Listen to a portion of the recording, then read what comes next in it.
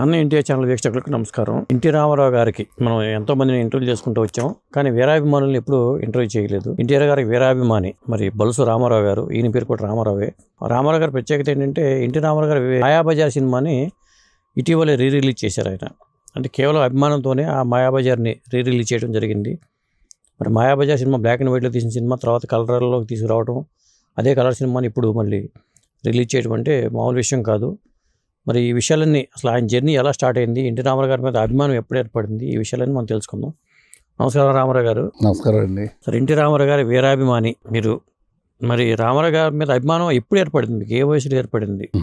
ముందుగా అందరికీ నమస్కారం. విశ్వఖ్యాత నటసార్వభౌమ నందమూరి తారక రామారావు గారు, శ్రీమతి బసవతారం గారిని స్మరించుకుంటూ, మా తల్లిదండ్రులను స్మరించుకుంటూ, నాకి చిత్ర పరిశ్రమ అవకాశం ఇచ్చిన గోపాల్ రెడ్డి గారు, రాజేశ్వరమ్మ గారిని, మా గురుగారు కూడా రామకృష్ణ గారిని తలుచుకుంటూ మరొక్కసారి ఈ అవకాశం చెప్పే అవకాశం కల్పించిన యామసుందర్ గారికి కృతజ్ఞతలు చెబుతూ, నేను ఎన్టీ రామారావు గారి అభిమానిగా తెలియనప్పటి నుంచే ఆ సందర్భం ఈ సందర్భం తెలియదు, తెలిసి తెలియగానే రామారావు గారితో అప్పట్లో 16 సినిమాలు ఉండే. అవును, 16mm ఆ స్కూల్ పిల్లలకి పావలా టికెట్ అని డిస్కౌంట్ రేట్లో ఇచ్చేవారు, స్కూల్కి వచ్చి ఇచ్చేవారు. అట్లా మా ఊర్లో, ఏ ఊరు అది? పోతవరం అండి, పశ్చిమ గోదావరి జిల్లా పోతవరం. సందర్భంలో ఆ పావలా టికెట్తో వెళ్ళిన సినిమాకి రాజకోట రహస్యం, అందులో ఆ గుర్రాలు, ఈ జానపద సినిమా ఒకటి మనం అప్పుడప్పుడే వస్తున్న సందర్భంలో ఎక్కడో ఆకట్టుకుంది. ఆ గుర్రం మీద రామారావుని చూసిన ఆ తెర మీద, ఆ 16mm తెర, మనకు సైజులు తర్వాత తెలుసు, ఆ తెర మీద చూస్తే నిలువెత్తిన ఆయన చూడగానే మనకేదో ఆయన మీద తెలియని అభిమానం.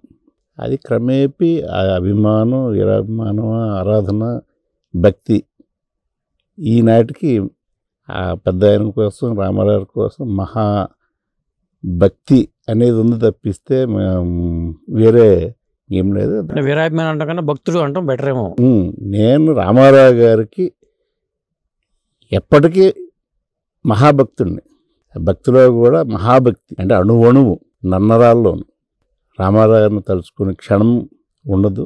ఒక రకంగా మరి అది నా అదృష్టం అని నేను మీకు ఈ సందర్భంగా చెప్తున్నాను. అంటే ఫస్ట్ టైం ఎప్పుడు గెలిచారు ఆయన్ని? 82 మే 28 తిరుపతి పార్టీ పెట్టాక గెలిచాను. పార్టీ పెట్టక ముందు కలవాలి, అసలు ఇప్పుడు కలవాలి. అంటే అప్పటికి పిలవం కదా, హై స్కూల్ రిలీజ్ సినిమాకి వెళ్ళడానికి కూడా అవకాశం ఇచ్చేవారు కాదు. అయినా చాటుమాటుగా చూడటం అలవాటు అయింది.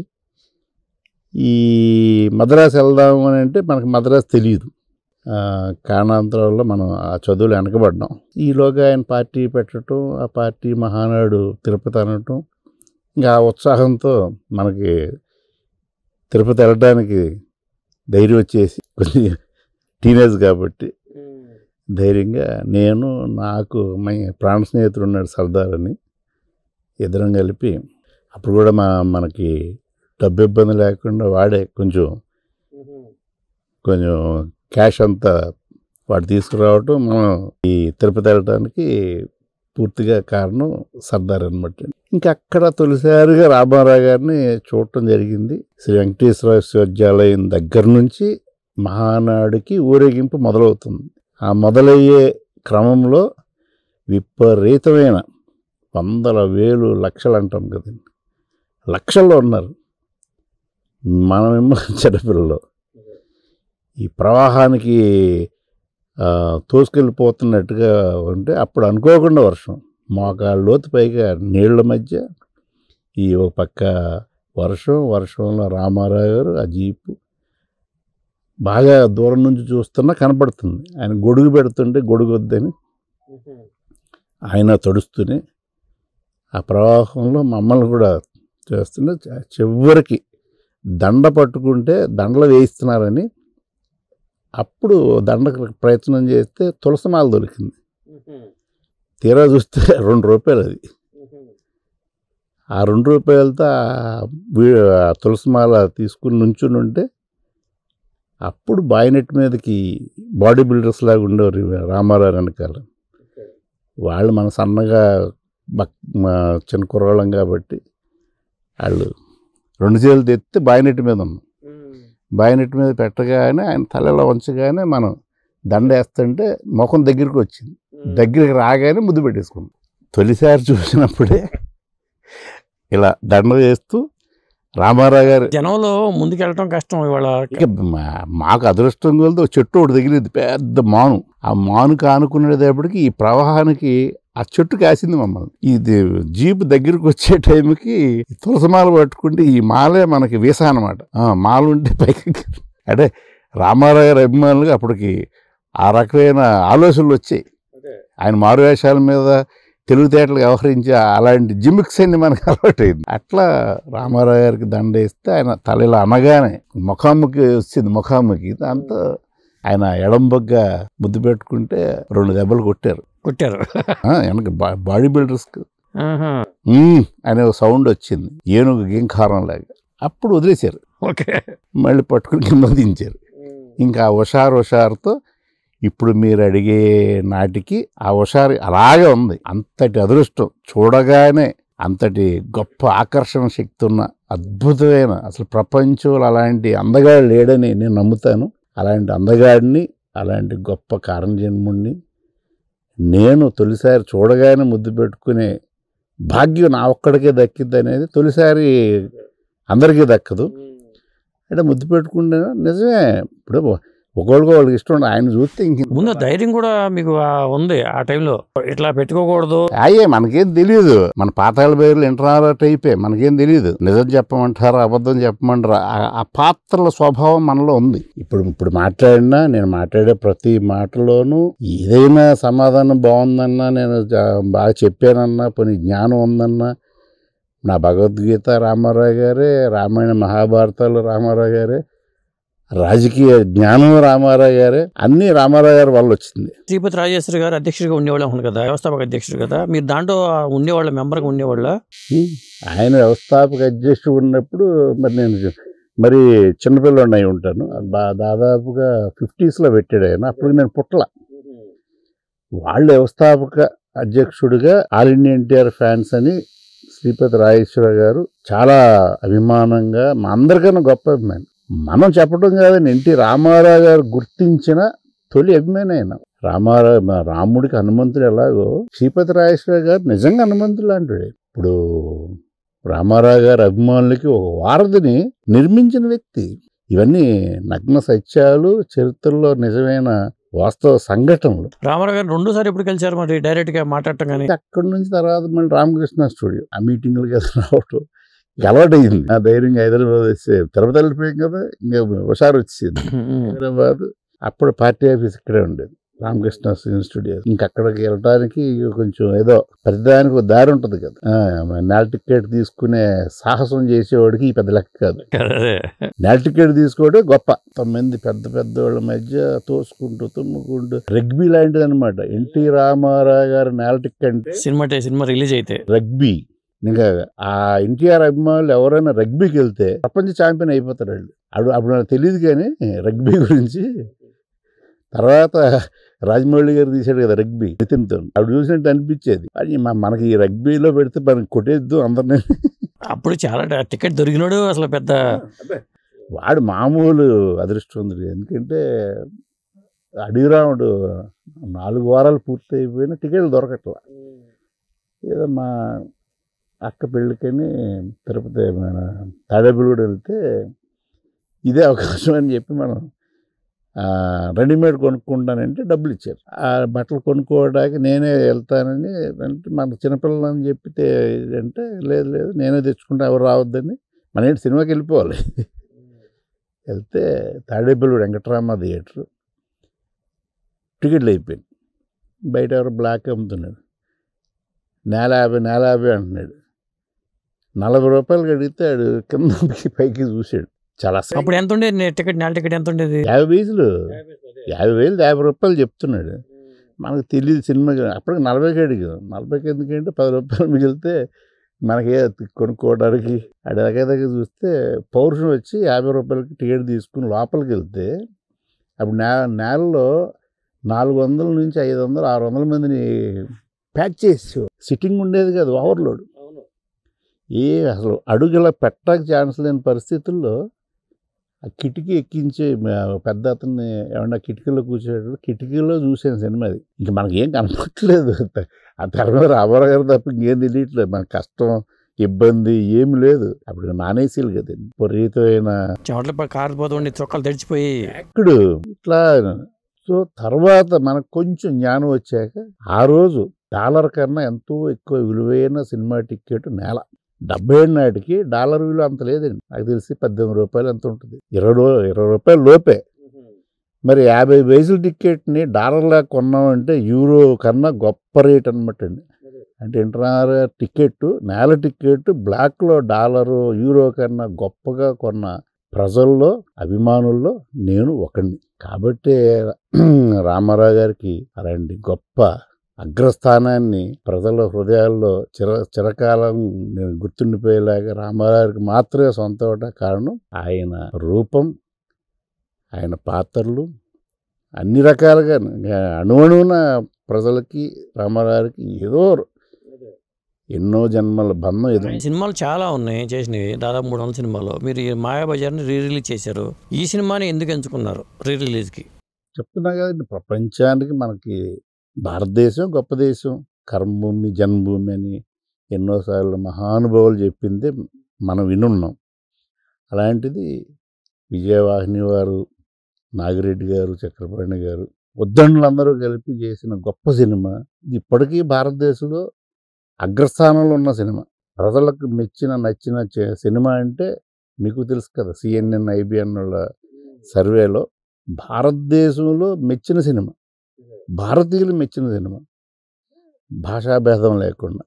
ఎందుకంటే ఈ సినిమా తెలుగు, తమిళ్, హిందీ కూడా రిలీజ్ అయ్యింది బ్లాక్ అండ్ వైట్లో.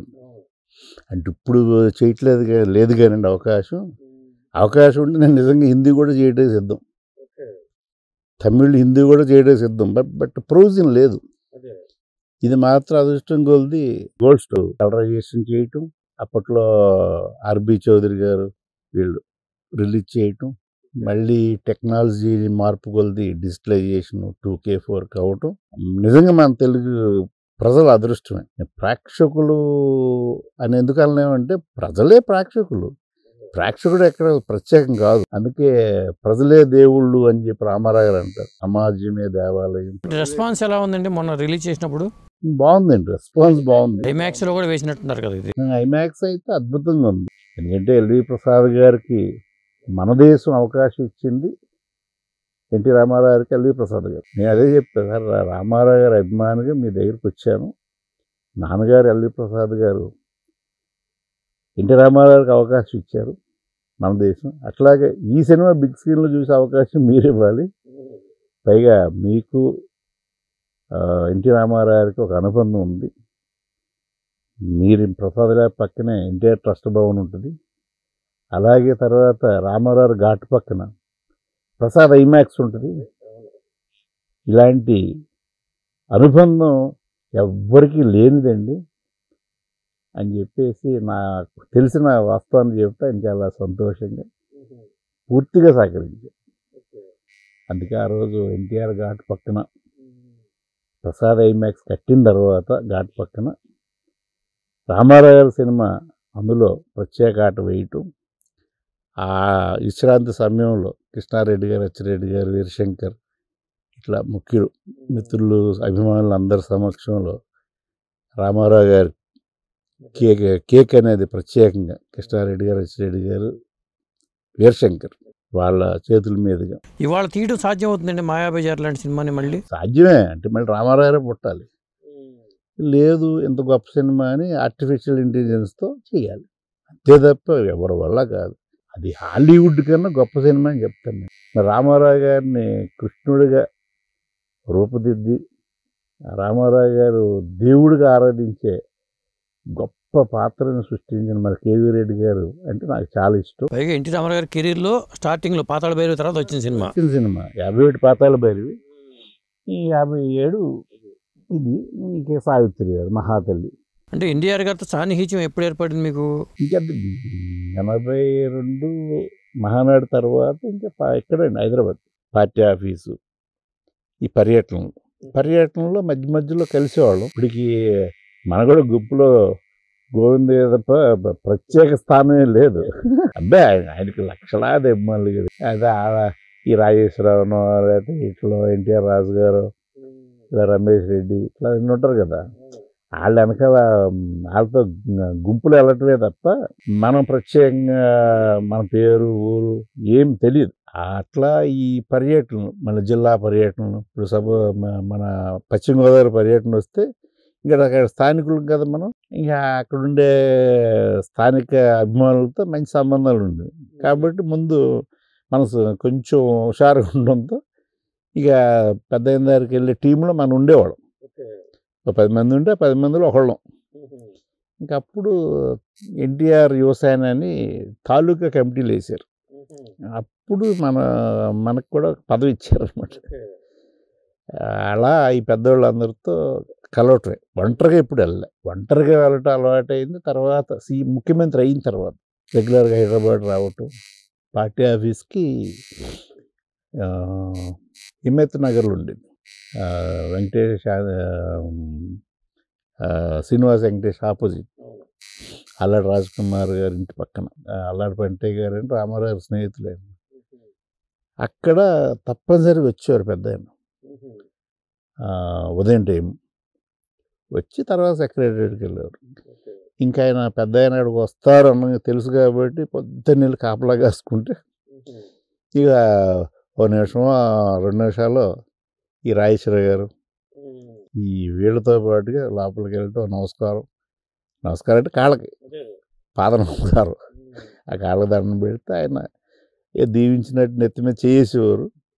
ఈ ఫోటోలు దిగటం వచ్చేయటం అంతే. మౌనమే నీ భాష అన్నమాట. మాట్లాడుతున్నాం అదంతా మౌన ఆరాధనే.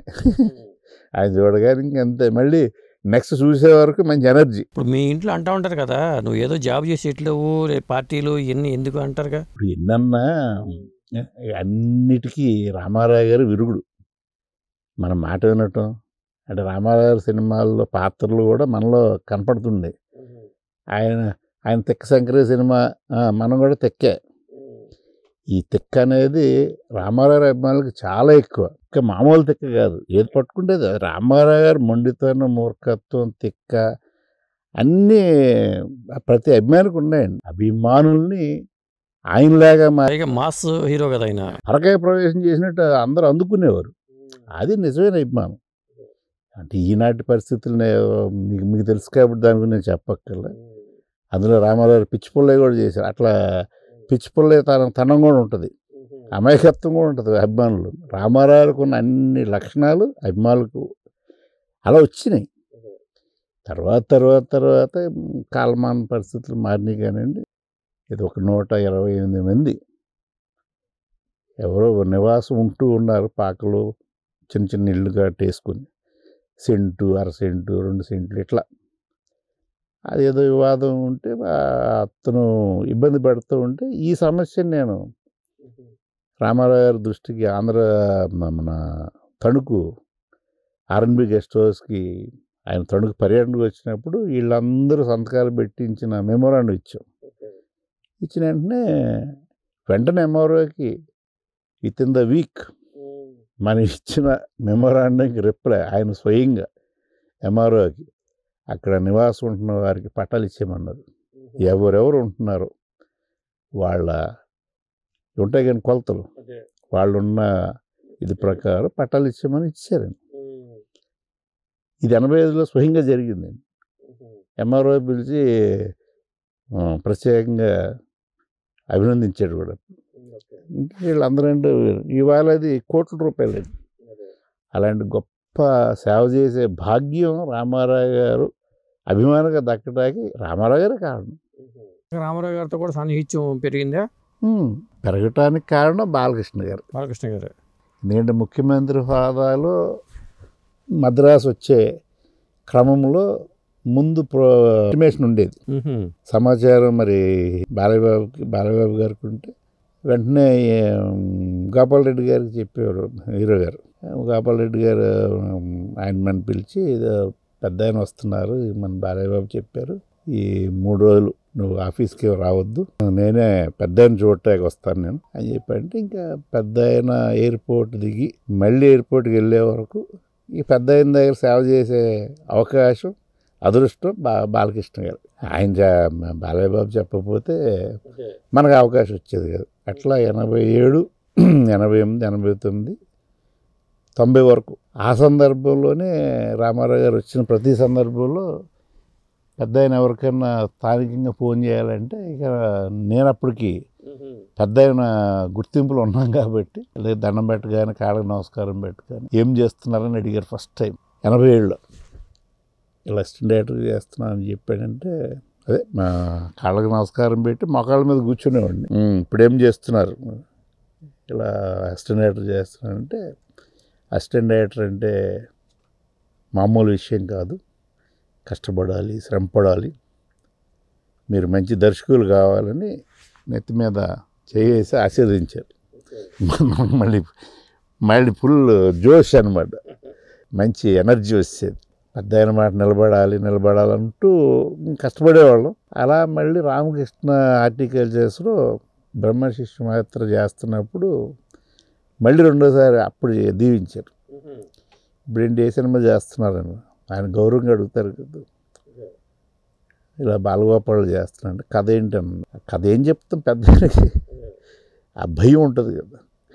ఆయన అంటే ఎంత ప్రేమ ఉన్నా ఆ భయమే, భక్తి భయం. బాలయ్య బాబుకి భార్గవాడ్స్కి అంత అవినాభావ సంబంధం ఎట్లా ఏర్పడింది అసలు? ఇదే మా గోపాలరెడ్డి గారు మా అందరికన్నా గొప్ప అభిమాని ఎన్టీ రామారావు గారు. అభిమానానికి నిదర్శనమే మంగమ్మ గారు మనోడు. అక్కడి నుంచి బాలకృష్ణ గారు భార్గవాడ్స్ అంటే బాలకృష్ణ. మా 90లో పెళ్ళి అయిన తర్వాత పెళ్ళి కూడా అట్లా మనకు కావాల్సిన బంధువుల అమ్మాయిని. అయితే మనకి కొన్ని ఎన్టీ రామారావు గారి ఆదర్శాలు పాటించాలని వరకట్నం సినిమాతో మనం కట్నం తీసుకోకూడదు, అన్నగారి అభిమానిగా అని చెప్పి మన చేతిలో ఉన్నది పెళ్ళి, మనకు నచ్చిన వాళ్ళు చేసుకోవచ్చు కదా అని మా నాన్న ఇంట్లో అమ్మ నాన్నలు కూడా చెప్పి వాళ్ళు ఏ సంబంధాలు చూస్తే నేను మన సంబంధం చేసుకుంటాను, కానీ కట్నం కానుకలు అలాంటివి మాత్రం ఉండవని చెప్పి. అంటే సాంప్రదాయబద్ధంగానే ఉంటుంది అంతాను. అంటే వాళ్ళు కంగారు పడతారు కదా, ఏదో ప్రేమలో రకరకాల అబ్బాయి అలాంటిది ఏం కాదు. మన ఇదిలోనే వెళ్తాను, సాంప్రదాయాన్ని పాటిస్తాను, బట్ కట్న కానుకలు అనేది నేను ఆశించనని చెప్పి. అది మళ్ళీ రామారావు గారి అభిమానిగా, బాలకృష్ణ గారి అభిమానిగా నేను ఆ వరకట్న సినిమా ప్రభావంతో కట్నం లేకుండా పెళ్లి చేసుకున్నాను. అది గోపాలరెడ్డి గారు వీళ్ళందరికీ తెలుసు, చెప్పాను. వాళ్ళు కూడా సంతోషంగా, అంటే మంచిని పాటించితే ఎవరైనా అభినందిస్తారు, ఎట్లాగే ఇది మాయాబజార్ రిలీజ్ చేయాలని ఆలోచన ఎప్పుడు వచ్చింది మీకు? అట్లాగే ఆయనకి ఇష్టం వచ్చిన ప్రతి సినిమా సొంతంగానే తీశారు. ఏ ప్రయోగం ఏ నిర్మాత మీద పెట్ల. అవును, ఏ సినిమా చేసినా కోడలిని కాపురం ఏదైనా వరకట్ అన్నీ ఆయన రామారావు గారు చెప్పాలి ప్రజలకి, ఇది మనం చెప్పాలి, ఈ మాధ్యమంలో మనం అద్భుతంగా అందరికీ చేరాలి, ఇది గొప్ప సమాచారం అని ఆయన నమ్మిన ప్రతిదీ సొంతంగానే చేశారు. కన్నేటి మీద రామకృష్ణ హార్టికల్చరు, సినీ స్టూడియోస్, ఏ సినిమా అయినా ఎవరి మీద పెట్టాల. అట్లా ఇది మనకు నచ్చింది కదని ఎవరిని ఇబ్బంది పెట్టకూడదని చెప్పి మన ప్రయత్నం మనం చేసి అప్పుడు డెఫినెట్గా లెక్కలేస్తే తగలొచ్చు, మిగలొచ్చు, అది మన చేతుల్లో ఉండదు. ఇప్పుడు పెద్ద హిట్ సినిమా వద్దని మనం కొన్న సినిమాలే ఫ్లాప్ అయినాయి. కళాఖండం ఎంతవరకు ఆదరిస్తారనే దగ్గర మనం వెయిట్ చేయాలి తప్ప ఆ కళాఖండాన్ని విడుదల చేస్తున్న ఆనందం ఉంటుంది కదండి.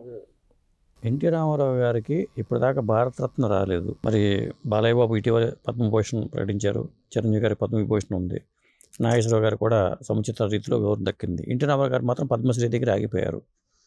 మీ ఒపీనియన్ ఏంటి, ఒక అభిమానిగా, వీరాభిమానిగా?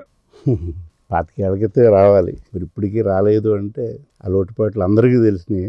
దాన్ని నేను ప్రత్యేకంగా మాట్లాడాల్సిన అవసరం లేదని నేను అనుకుంటున్నా. అయితే నా ఉద్దేశం అయితే భారతరత్న ప్రజలు కోరుకోవటమే కాకుండా అందరూ కోరుకుంటున్నా కూడా ఎందుకు రావట్లేదు అని దాని దగ్గర ఎవరి అభిప్రాయాలు అనుకున్నాయి.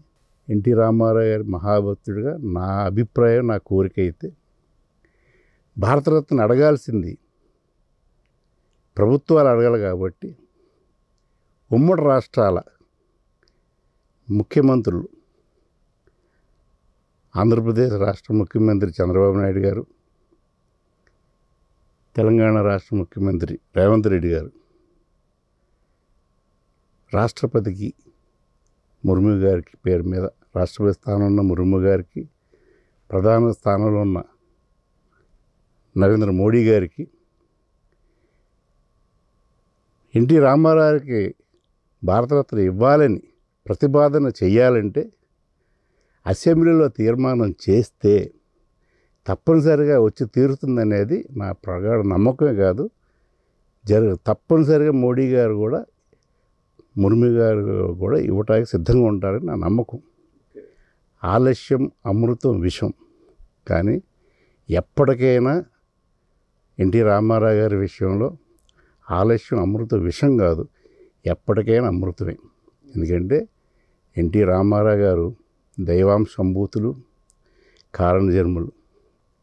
ఈ భారతరత్న ఆలస్యం అయినప్పటికీ ఈ భారతదేశంలో భారతరత్న లేని నటరత్నగా, విశ్వవిఖ్యాత నట సార్వభౌముడిగా,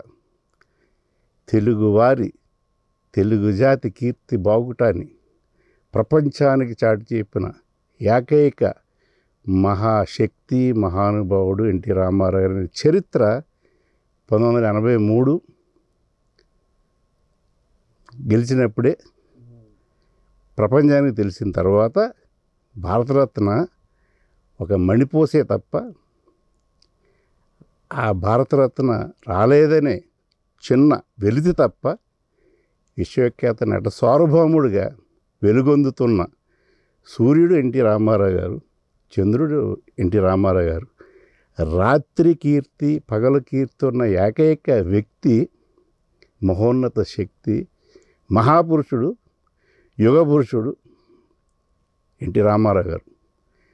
కాబట్టి ఉభయ రాష్ట్రాల ముఖ్యమంత్రులు అసెంబ్లీలో తీర్మానం చేయాలి, ఎన్టీ రామారావు గారికి భారతరత్న ఇవ్వాల్సిందిగా ప్రతిపాదించి రాష్ట్రపతి గారికి, ప్రధాని గారికి పంపించమని. ఇంకోటి ఏంటంటే, మీరు మీ ఫ్యూచర్ ప్లాన్స్ ఏంటి? ఇప్పుడు మాయాబజార్ రిలీజ్ చేశారు, ఇంకేమన్నా అట్లాంటి ఆలోచన ఏమైనా ఉన్నాయా?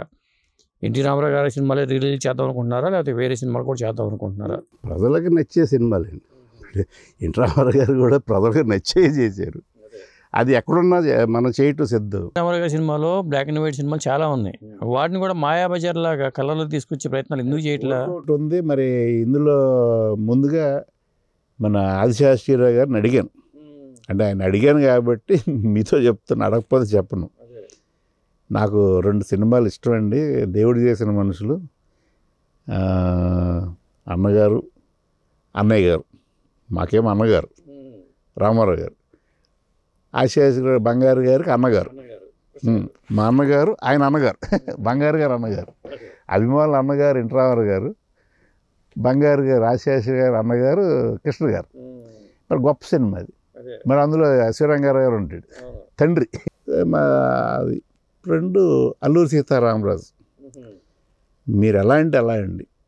ఈ 2 మాత్రం నేను విడుదల చేయటానికి ఇగో ఈ అనుభవాన్ని కూడగట్టుకుంటున్నాను. మీరు ఎట్లాగంటే అలాగని నిర్ణయం ఆశయాశ్రీ గారి మీద పెట్టాను. ఆయన ఎప్పుడు కరుణిస్తే అప్పుడు ఆ 2 సినిమాలు కోరిక. నాగార్జున గారిని అడిగి ఆ శివతో పాటు నాన్నగారి సినిమా ఏదన్నా చేద్దాం అంటే, మిగిలిన సినిమాల కన్నా అగ్నిపుత్రుడు అనే సినిమా నాకు బాగుంటుంది. అది సినిమా ఫెయిల్ అయింది మామూలుగా అయితే. రాఘవేంద్ర గారు డైరెక్షన్ ఉంటుంది కదా, రాఘవేంద్ర గారు అగ్నిపుత్రుడు. అది ఏమని చెప్పలేం, కలేజీ అప్పుడు ఫెయిల్ అయింది, ఇప్పుడు జనం చూస్తున్నారు బాగా అని. అగ్నిపుత్రుడు చేద్దామని మనసులో ఉంది నాకు. అది అన్నపూర్ణ స్టూడియోస్. దీనికి నాగార్జున గారే పచ్చజెండా ఊపితే, ఆయన సహకారం లేదా మనం చేయలేం. ఇప్పుడు బంగారు గారి సహకారంలో అయితే మనం ఏమీ చేయలేం. ఎందుకంటే మహేష్ బాబు గారితో నేను మురారి మన కృష్ణవంశీ సహకారంతో చేశాను. తర్వాత బాబీ చేశాను, మన చందన్ రమేష్ గారు బ్యాక్గ్రౌండ్తో. మన రాజమండ్రి మురారి మొన్న రిలీజ్ చేసింది మీరేనా రిలీజ్? నేను చేయలేదు, మ్యాంగో రామ్ చేశాడు. నేను అడగలేదు అసలు, ఎందుకంటే మనకి ఆ ఫ్లేవర్ మొత్తం అంతా చేరేదో జిల్లా కాకుండా మొత్తం అడిగాను ముందు, అప్పుడు కుదరలేదు, ఇంక కుదరలేదని వదిలేసాను.